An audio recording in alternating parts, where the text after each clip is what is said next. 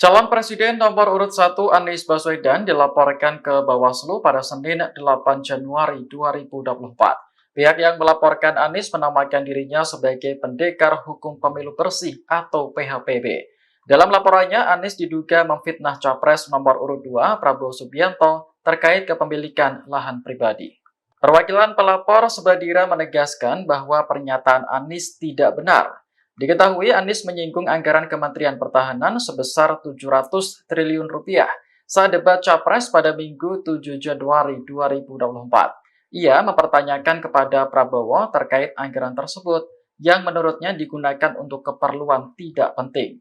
Misalnya membeli alat tempur bekas dari negara lain. Selain itu, Anies juga menilai prajurit TNI kurang sejahtera saat Prabowo menjadi Menteri Pertahanan. Ia menyebut banyak prajurit yang belum memiliki rumah dinas, padahal sepanjang waktu bekerja untuk negara. Sementara di sisi lain, Prabowo memiliki banyak tanah yang disebut Anies mencapai 340.000 hektar.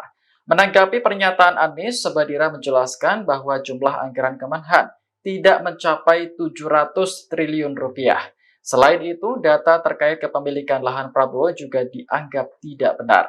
Subadira menyampaikan total lahan pribadi yang dimiliki Prabowo tercantum pada laporan harta kekayaan penyelenggara negara atau LHKPN. Prabowo tercatat memiliki tanah dan bangunan senilai lebih dari 275 miliar rupiah. Ia juga keberatan atas pernyataan Anies yang memberi nilai 11 dari 100 bagi kinerja Prabowo sebagai Menteri Pertahanan. Menurutnya, itu merupakan bentuk penghinaan. Download Tribun X sekarang, menghadirkan lokal menjadi Indonesia.